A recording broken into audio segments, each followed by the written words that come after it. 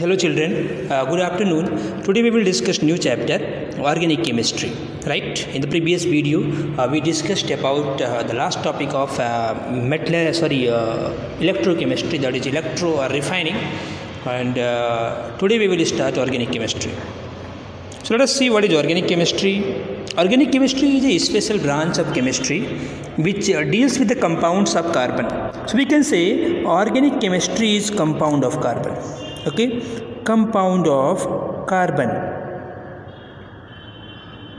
Compounds of carbon is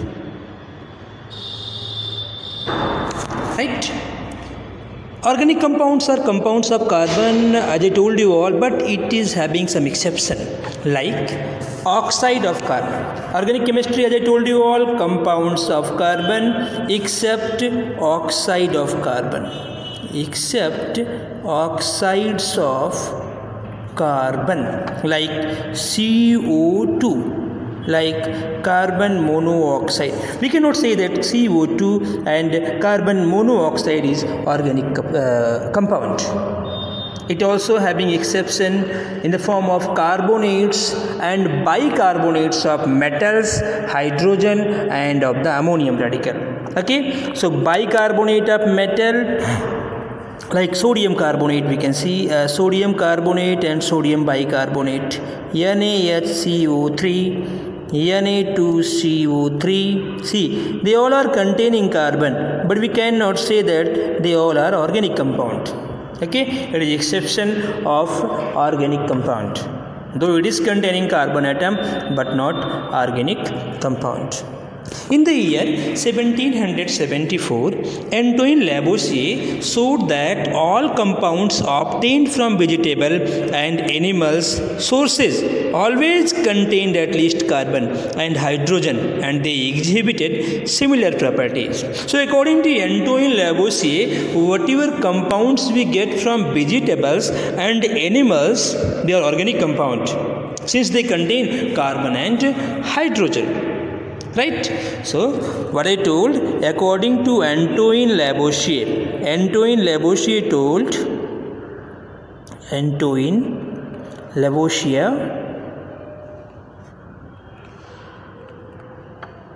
told that whatever product we get from vegetables and animals, they contain carbon and hydrogen. Since it is containing hydrogen and carbon is the essential element, it means they all are organic compound. Okay, so we can say he stated that whatever product we get from vegetable and animals are organic compound, right? But in the early 19th century, the Swedish chemist,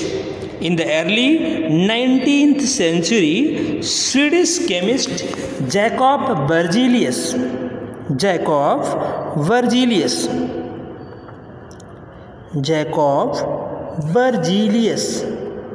right?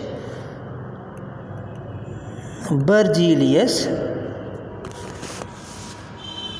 put forth the idea that organic compounds were produced by the nature.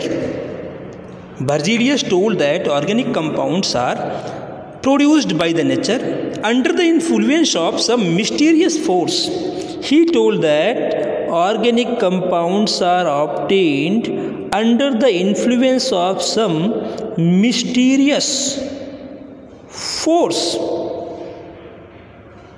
right? Called as vital force. Okay, called as vital force, right? So who told it? Jacob Berzelius. He told that organic compounds were produced by the nature under the influence of a mysterious force called as vital force. Okay, this concept of a vital force led to the discovery of vital force theory. Vital force theory. What is vital force theory? According to Berzelius, organic compounds were produced by the nature under the influence of mysterious force called as vital force, and this concept or this theory is called as vital force theory. Right? In the year 1828, the German chemist Friedrich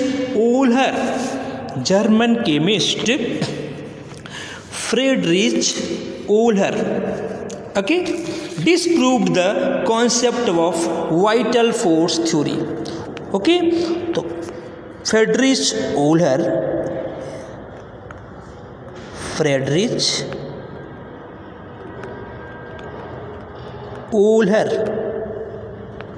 disproved the concept of vital force theory. Okay, you can say he discarded vital force theory. Scientist Euler discarded vital force theory. How he discarded vital force theory? Let's see. Scientist Friedrich Euler prepared urea in the laboratory by heating the solution of ammonium cyanide. This synthesis gave a death blow to the vital force theory and clearly demonstrated that no mysterious force is required for the formation of. Okay, so as we discussed that scientist Friedrich Euler totally disproved the vital force theory concept by preparing urea by heating ammonium cyanide into the laboratory. So let's see the reaction for it, how he prepared urea into the laboratory. So scientist Euler heated ammonium cyanide, NH4CnO, into the lab to produce urea, NH2CONH2. Okay, so after the discovery of urea, many other millions of organic compounds have been made in the laboratory the world over. These includes drugs, pharmaceutical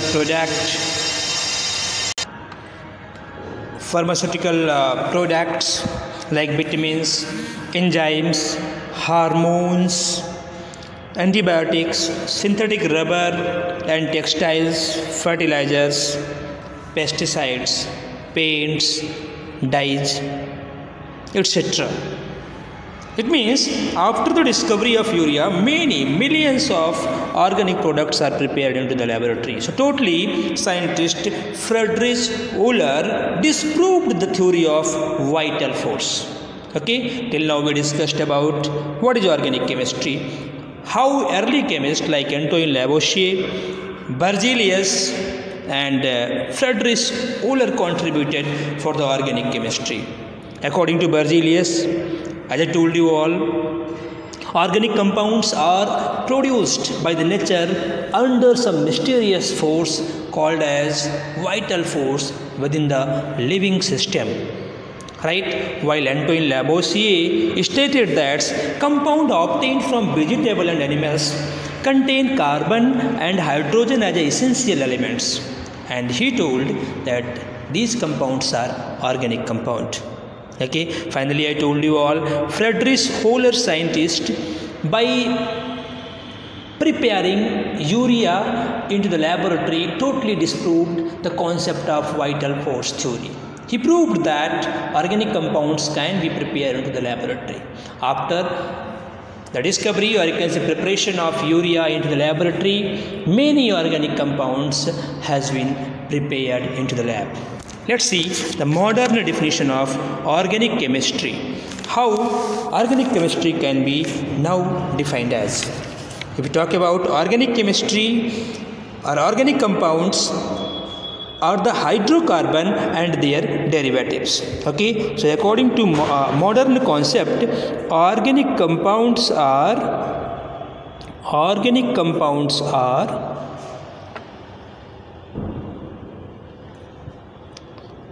hydrocarbon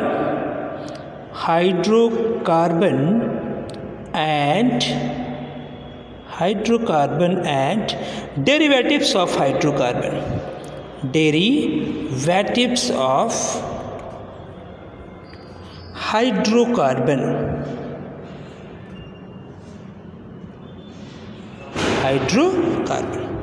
And the branch of chemistry that deals with the study of these compounds are called as organic chemistry. So what is the modern definition of organic compounds and organic chemistry? Organic compounds are hydrocarbon. What is hydrocarbon? Hydrocarbon mean a compound consists of hydrogen and carbon. Right?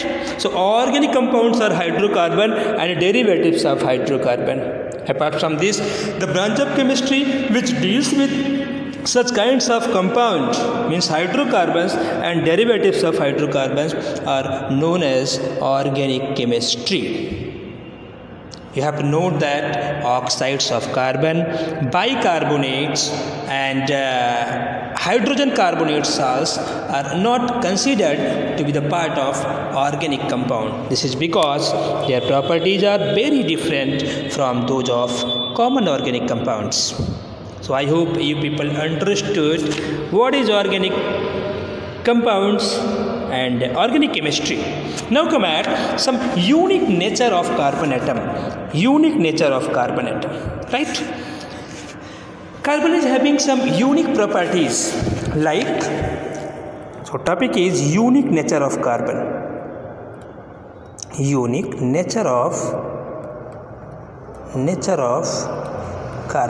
Carbon is having some special property, like first is tetravalency of carbon. Okay, we all know the atomic number of carbon is 6. Electronic configuration is 2,4. Number of valence electron is 4. Okay, we can represent like this. 4 valence electron are present into the carbon atoms. It means valency of carbon is tetravalent. Carbon is a tetravalent carbon. It can form 4 covalent bond by mutual sharing of electron. Carbon can form 4 covalent bond. Right? Understood? Yes. Carbon has 4 valence electron. It forms 4 covalent bonds by mutually sharing its 4 electron with other atoms in order to complete its octet. Carbon atom is therefore tetravalent, or you can say carbon is said to be exhibit tetravalency, as I have represented here. Clear? Now come at second unique property of carbon. Second unique property of carbon is